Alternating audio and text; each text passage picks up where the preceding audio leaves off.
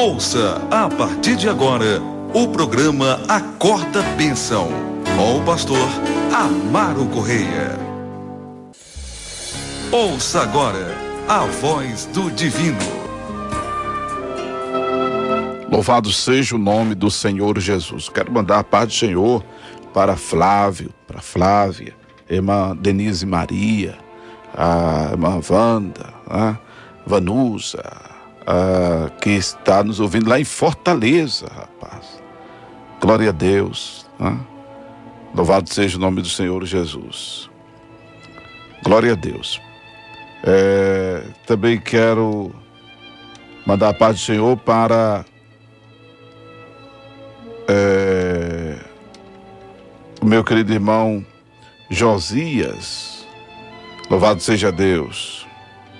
Meu querido irmão Josias da Silva está na escuta, amém?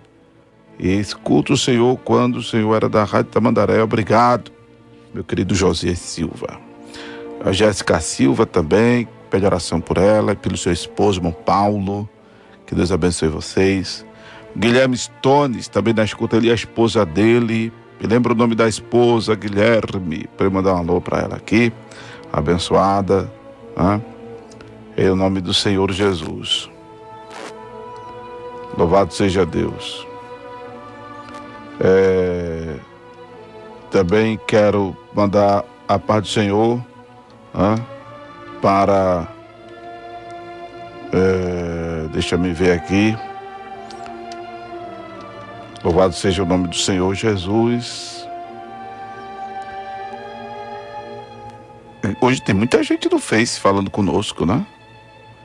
Glória a Deus. Irmã Rosa Soares está em Tamandaré. Não é na rádio não, é no lugar, né? Tamandaré, né? Tem o site da Evangélica para você ouvir onde você estiver, minha querida irmã.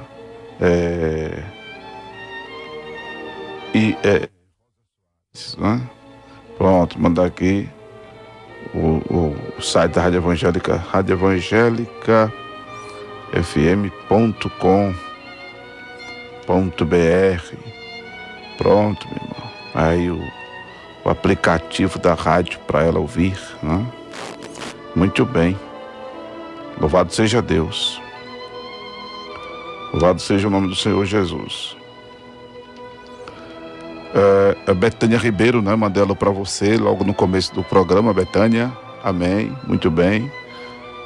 E o nome da esposa de Guilherme é Rafaela. Amém, Rafinha. Ele abençoe, viu? Meus amados, vamos agora à ministração da palavra de Deus. Vamos agora à ministração da palavra de Deus, né? Marcos capítulo 15. Marcos capítulo 15. Eu lhe convido, olha, irmão, o tempo já é escasso, né? Mas eu lhe convido a pelo menos hoje lermos do versículo 1 ao versículo 20. E logo ao amanhecer, os principais dos sacerdotes e os anciãos e os escribas e todo o sinédrio tiveram conselho. E amarrando Jesus, o levaram e entregaram a Pilatos. E Pilatos lhe perguntou: Tu és o rei dos judeus? E ele respondendo disse-lhe: Tu o dizes. E os principais dos sacerdotes o acusavam de muitas coisas, porém ele nada respondia. E Pilatos o interrogou outra vez, dizendo: Nada respondes? Vês quantas coisas testificam contra ti? Mas Jesus nada mais respondeu, de maneira que Pilatos se maravilhava. Ora, no dia da festa, costumavam assaltar-lhe um preso qualquer que eles pedissem. E havia um chamado Barrabás, que preso com outros amotinadores, tinha num motim cometido uma morte. E a multidão, dando gritos, começou a pedir que fizesse como sempre lhes tinha feito. E Pilatos lhe respondeu, dizendo: quereis que vos solte o rei dos judeus?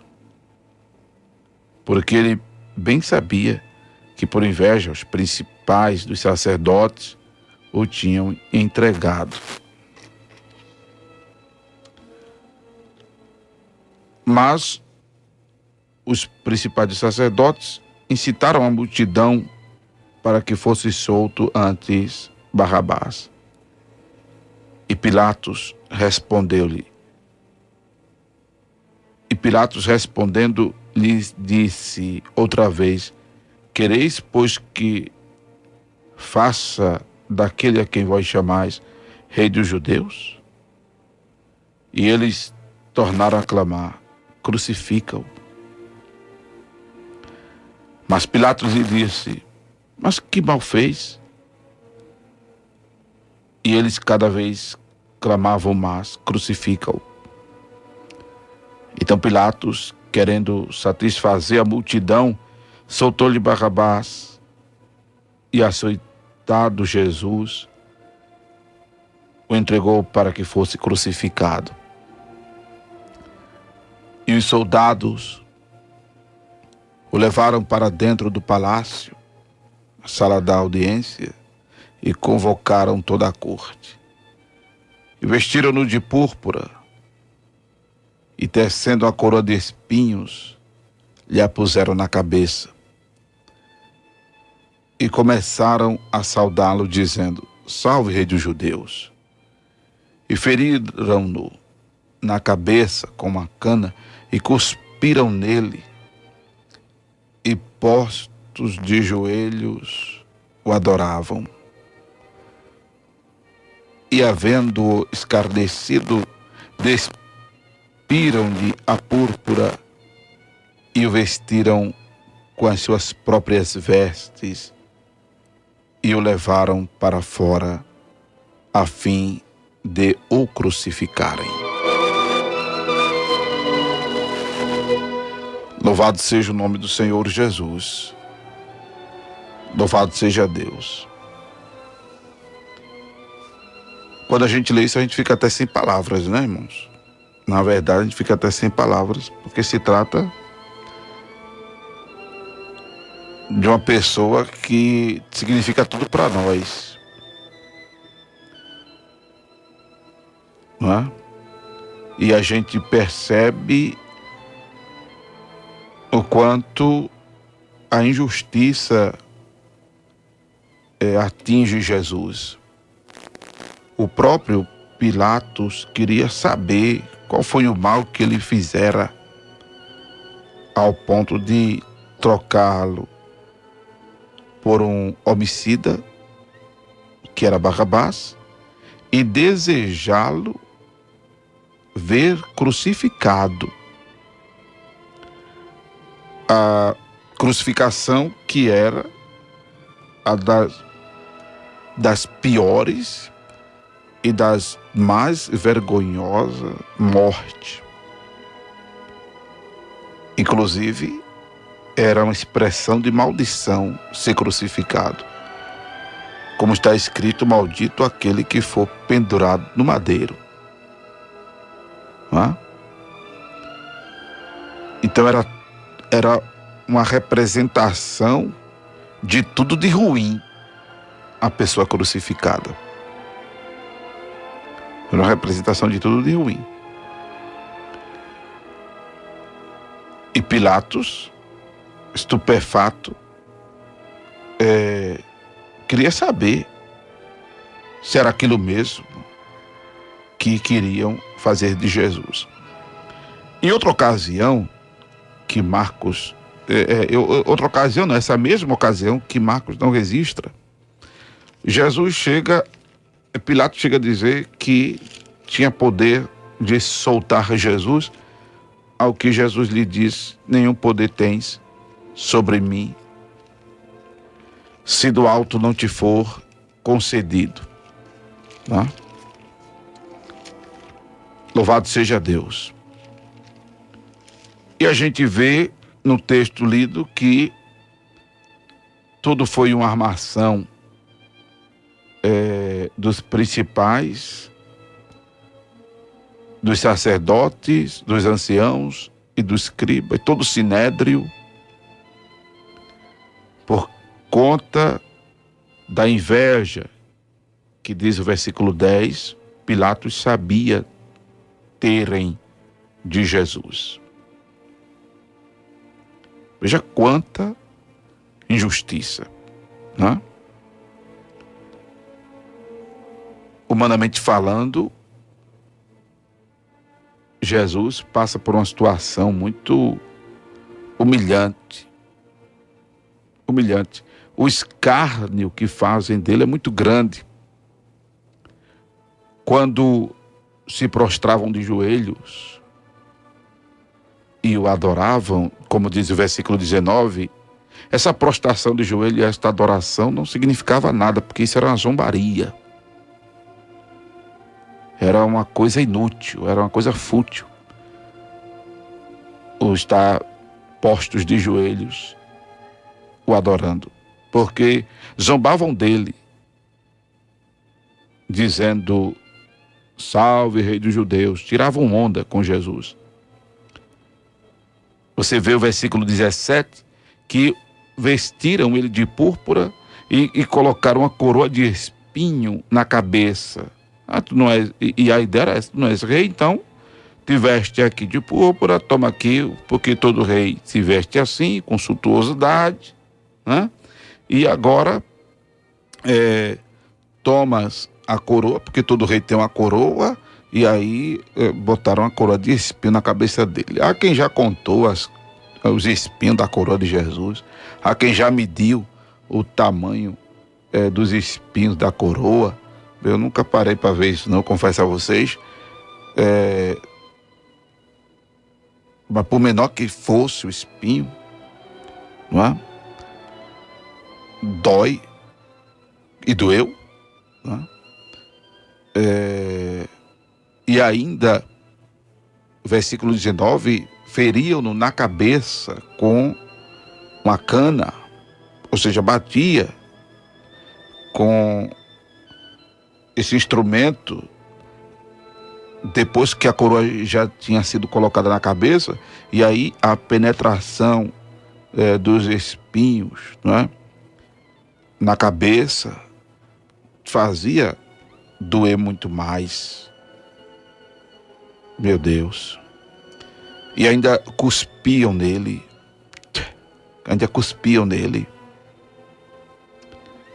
escarnecendo ele.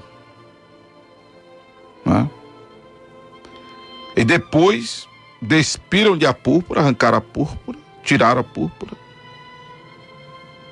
e o vestiram com as suas próprias vestes e o levaram para fora a fim de ser crucificado. Mas até tirar a púrpura e vestirem Jesus com as suas próprias vestes, ele ficou pelado, ele ficou nu. Veja, homem santo, rapaz, puro, santo, que só fez o bem, que só fez curar os oprimidos, libertar os cativos, dar vista aos cegos, pôr em liberdade os oprimidos, anunciar o inaceitável do Senhor. Vitimado agora por um escárnio, né, jamais visto na história. É intrigante isso, mas ele teve que passar por isso para cumprir-se o que fora dito pelo profeta Isaías no capítulo 53. Mas isso não isenta Pilatos, isso não isenta, que diga-se passagem até lavou as mãos. Né? Por isso que esse ato de lavar as mãos de alguns pastores erradamente na Santa Ceia é um equívoco. Você já viu o pastor da sua igreja lavar a mão quando vai servir o pão da ceia? Infelizmente o pastor não está sabendo o que está fazendo. É um equívoco na cerimônia lavar a mão na hora da Santa Ceia. Ah, pastor, mas está lavando por questão de higiene para partir o pão. Até por isso aí já é um contrassenso bíblico, porque Jesus mesmo disse que não é o que entra que contamina o homem, e sim o que sai, né, da boca do homem. Isso é o que o contamina. Não é o que entra pela boca do homem, mas o que sai da boca do homem. Isso é que contamina o homem. Claro, não estamos defendendo aqui a falta de higiene, não. Mas o ministro já sabe, se vai partir o pão ali, ele já deve ir higienizado, né? O grande problema é que o lavar as mãos foi inserido como uma cerimônia no ritual da Santa Ceia. E está errado. Porque a suposta isenção de Pilatos foi o gesto de lavar as mãos. Foi o gesto de lavar as mãos. E o partir do pão, quando Jesus o fez na instituição da Santa Ceia, foi exatamente apontando a sua morte, da qual nós todos temos culpa. Nós todos temos culpa. Eu estive visitando uma igreja em Gravatá uns dias desses, e eu cheguei lá, era a Santa Ceia. Eu fiquei agoniado porque o pastor disse lá no púlpito que, irmãos,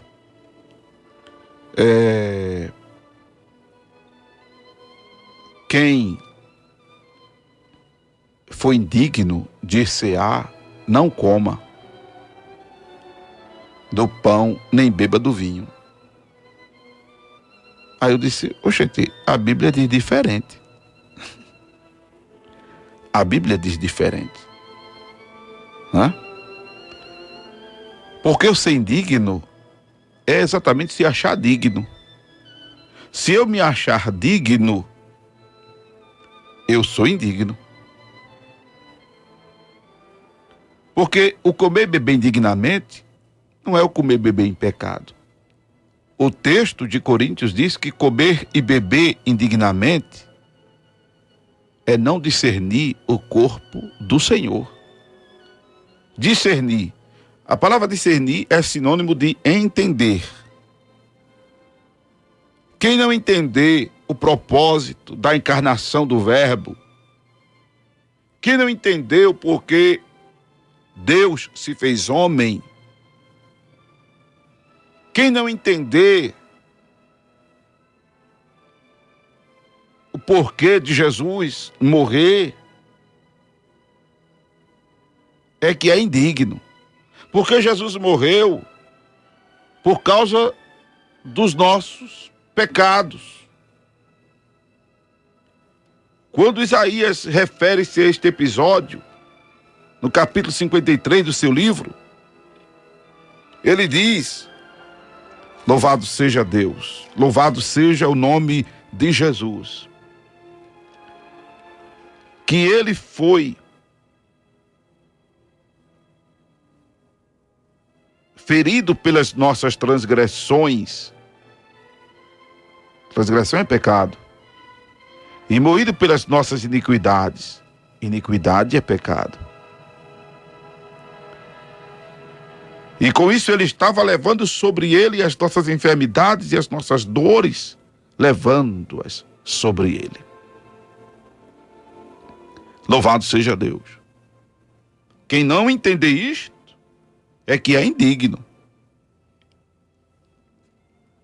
E aí, quando eu me sinto indigno, é que eu devo comer do pão, é que eu devo beber do vinho, porque é representação do corpo e do sangue do Senhor Jesus, que mesmo ele disse, quando institui a Santa Ceia, este é o meu corpo que é dado por vós.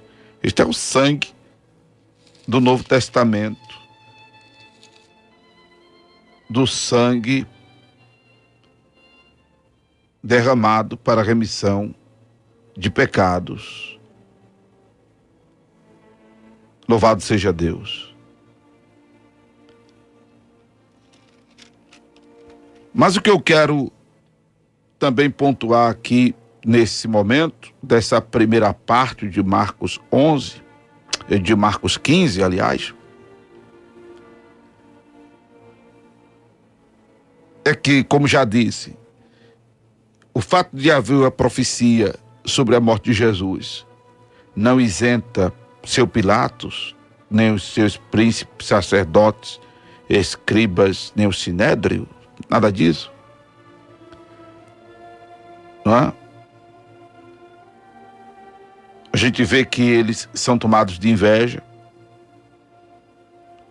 e a gente vê as diversas tentativas que fizeram de pegar Jesus, que proporcionaram, né, situações para pegar Jesus em alguma falha.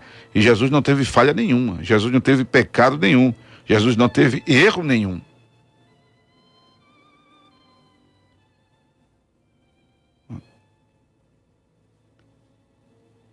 E a outra coisa que eu quero pontuar aqui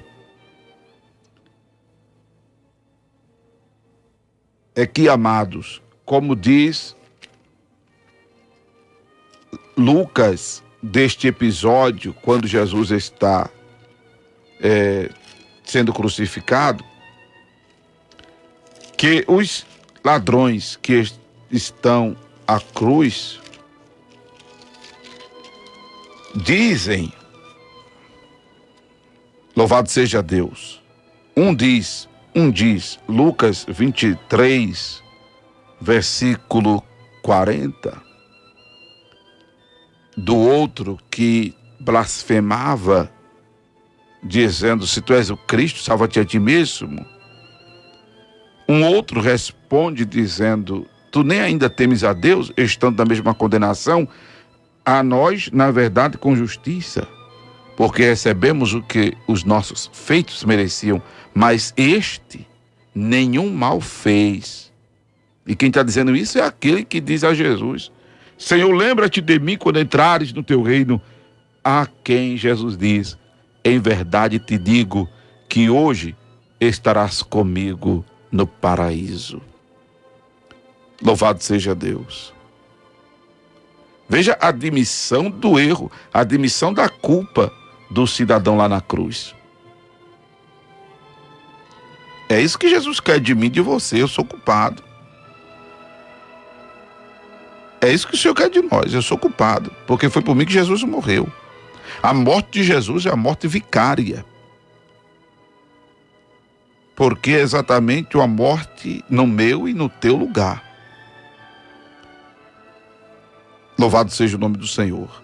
A morte de Jesus é a morte expiatória, porque a palavra expiação no Velho Testamento tem um sentido exatamente de unir as partes separadas, as partes distanciadas umas das outras. E o propósito da morte de Jesus foi unir-nos a Deus. A prova tanta que quando ele morre, a Bíblia diz que o véu do templo é rasgado de alto a baixo. E o véu do templo é rasgado em dois, porque o véu do templo é rasgado de alto a baixo, porque o véu do templo fazia separação entre o lugar santo e o lugar santíssimo. O lugar santíssimo era onde o sumo sacerdote entrava uma vez por ano neste compartimento do tabernáculo e posteriormente do templo, onde tinha a Arca da Aliança, que a tampa é chamada de propiciatório, que tinha a imagem dos querubins, onde a glória de Deus se manifestava de maneiras que o sumo sacerdote, caminhando, as campainhas que estavam fixadas na orla de sua veste, emitia o som, dizendo que o sacerdote estava vivo, porque Deus havia recebido a oferta. Louvado seja Deus. Querendo mais detalhes sobre isso, você pode ir ao livro de Êxodo e Levítico, mas em Hebreus capítulo 10, já dá um panorama disso que eu estou dizendo a vocês.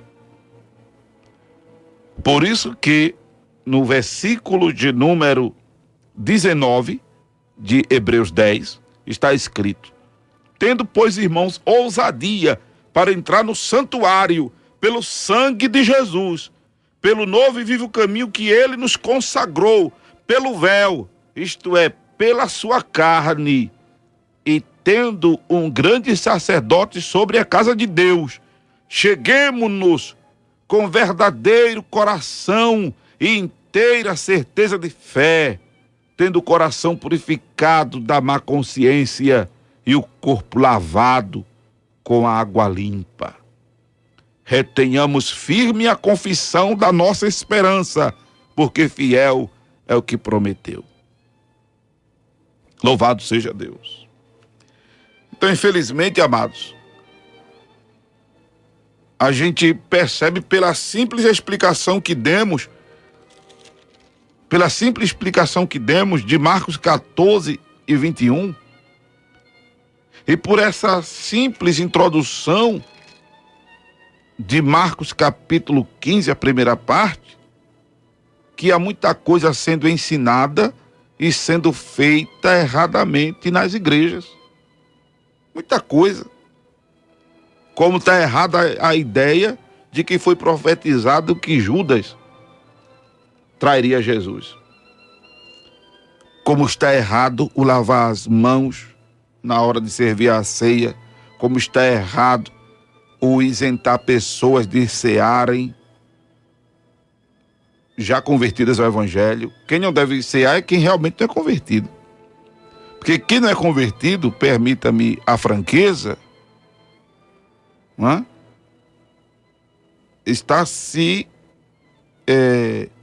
isentando da culpa.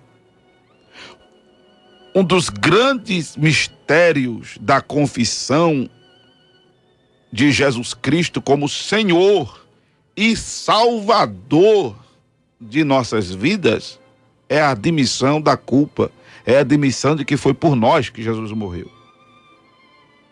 É um dos grandes mistérios da admissão ou da confissão que se faz necessária. Você que não é convertido ao evangelho ainda, você precisa confessar Jesus como seu Senhor e como seu Salvador. Porque foi por ti que Jesus morreu. Louvado seja o nome de Jesus. E quando há essa admissão, é um reconhecimento de que nós somos imerecedores. É que nós somos, é um reconhecimento de que foi por causa de nós. E a partir desse reconhecimento, Jesus nos dá o direito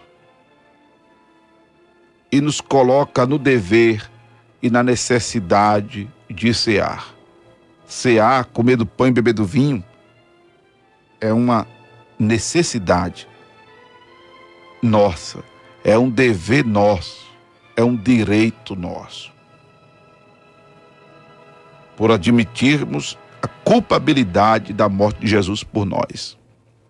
Paulo inclusive diz, examine-se, pois, o homem e assim coma. Não diz examine-se e não coma, como os pastores ensinam as pessoas. Olha, irmão, se examine direitinho, viu? Veja se tem alguma coisa que você pode comer o pão ou não pode. Tudo errado. Paulo diz, examine-se, pois, e coma. Agora, se eu me acho merecedor, aí eu sou indigno. É antagônico isso, né? Não é verdade? Mas é o texto sagrado que está dizendo isso.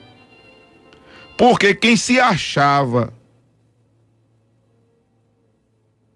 são e quem se achava salvo eram os principais dos sacerdotes, eram os anciãos, eram os escribas, eram os fariseus, aos quais Jesus disse, o Filho do Homem veio não para os sãos, mas para os doentes. O problema é que não havia ninguém são, era tudo doente, mas eles se achavam sãos. Jesus disse, o Filho do Homem veio buscar e salvar o que se havia perdido. Ora, não havia ninguém salvo, todos estavam perdidos. Como está escrito em Romanos, Todos pecaram e afastados foram da presença de Deus. Todos. Mas eles se achavam santos, sãos, salvos. Por isso que quando Jesus fala no versículo 24 de Mateus 14, que o sangue do Novo Testamento foi por muitos derramados, pela inadmissão de uma considerável parte, pela inadmissão de religiosos, pela inadmissão de hipócritas, de fariseus, pessoas que se acham melhores que outras, pessoas que se acham melhores, e estamos, irmãos, ladeados de muitos mouros da vida, pessoas que se acham melhores que outras, pessoas que se acham, sabe, perfeitas, inerráveis, como dizia um colega meu, que já dorme no Senhor. Pessoas que se sentem inerráveis. Todos somos pecadores. Por isso que nós devemos pedir a Deus misericórdia, graça por nossas vidas. A gente continua com esta abordagem de Marcos 15 no próximo programa. Você acabou de ouvir o programa Acorda Bênção com o pastor Amaro Correia.